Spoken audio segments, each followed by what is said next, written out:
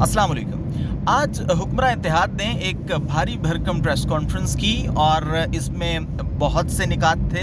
ज़ाहिर है कि सुप्रीम कोर्ट का जो 8 रुकनी लार्जर बेंच बना है उसके हवाले से ये प्रेस कॉन्फ्रेंस थी, लेकिन मुझे सिर्फ इसके एक नुक्ते पर बात करनी है और वो है वज़ीर क़ानून जनाब आज़म नज़ीर तारड़ साहब की मुआफ़ी। ये मुआफ़ी उन्होंने क्यों मांगी है, क्या वजूहात थी और कब से ये मुआफ़ियों का सिलसिला चलता चला आ रहा है और ये मुआफ़ियाँ सच्ची हैं या फिर झूठी, इस पर हम बात करेंगे। आपसे गुजारिश है कि चैनल सब्सक्राइब कीजिए। अच्छा, बात ये है कि आज़म नज़ीर तारड़ साहब ये कहते हैं कि जो एक सवाल उनसे किया गया कि जी सुप्रीम कोर्ट में जूनियर जजेस की तकर्रुरी जो है उस पर आप क्या कहेंगे, तो उन्होंने कहा जी कि मैं पब्लिकली आज मुआफ़ी मांगता हूँ इस पर कि मेरा मौक़िफ़ मुख्तलिफ था, लेकिन मुझे जो है वो उस पर समझौता करना पड़ा या फिर मुझे अपने अलग मौक़िफ़ के बावजूद उस पर रज़ामंदी ज़ाहिर करना पड़ी। अब ये देखें, ये कोई पहली मुआफ़ी तो है नहीं।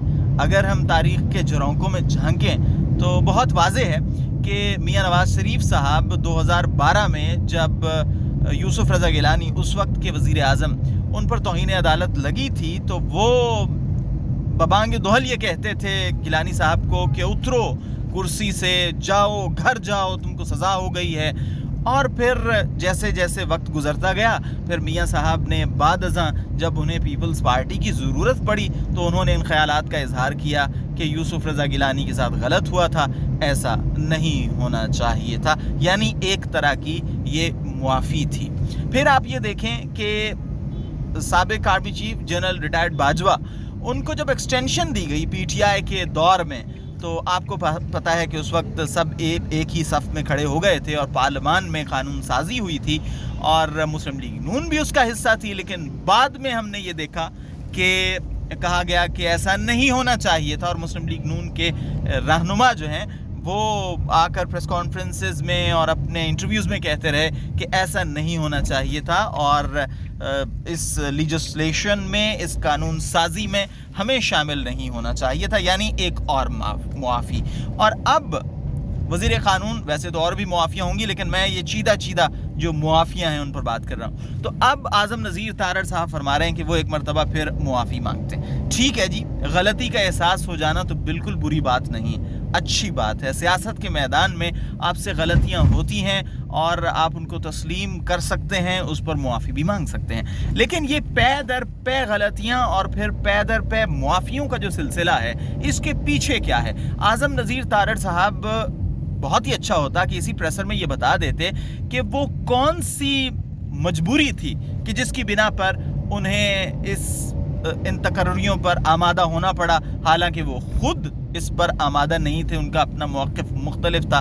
ये भी बताना चाहिए कि जब साबिक़ आर्मी चीफ की एक्सटेंशन के मौके पर एक ही सफ़ में आप खड़े हो गए थे, अपोजिशन भी और हुकूमत भी, तो उस वक्त कौन सी मजबूरी थी कि जिसकी बिना पर आपको ऐसा करना पड़ा? और साबिक़ वज़ीर आज़म नवाज़ शरीफ को भी ये बताना चाहिए कि जब वो बबांग दोहल गिलानी साहब को ललकारते थे तो उस वक्त कौन सी मजबूरियाँ थी। हमारे यहाँ मुआफ़ियाँ तो मांगी जाती हैं, गलतियों का एहसास होता तो है, लेकिन ये नहीं बताया जाता कि जब आपको मौका मिला था और जब आप अपने मफाद के लिए ऐसा कर रहे थे तो उस वक्त आपको इस मुआफ़ी का ख्याल क्यों नहीं आया। अनफॉर्चुनेटली हमारी सियासी तारीख़ में हमारी जो सियासी जमातें हैं वो प्रिंसिपल स्टांस, उसूली मौक़िफ़ तभी लेती हैं कि जब वो उनके अपने मफाद में होता है, और अब भी ऐसा हो रहा है। आज़म नज़ीर तारड़ साहब को बहरहाल मेरा ये मुतालिबा है कि खुलकर बताना चाहिए कि कौन सी मजबूरी थी कि जिसकी बिना पर आप अपने मौक़िफ़ के ख़िलाफ़ जूनियर जजेस की तकर्रुरी पर आमादा हो गए। आप भी पूछिए वज़ीर क़ानून साहब से, और आपसे गुजारिश है कि चैनल सब्सक्राइब कीजिए और फेसबुक, ट्विटर और टिकटॉक पर भी मुझे फॉलो कर लीजिए, वीडियो लाइक ज़रूर कीजिए। मिलते हैं अगली वीडियो में।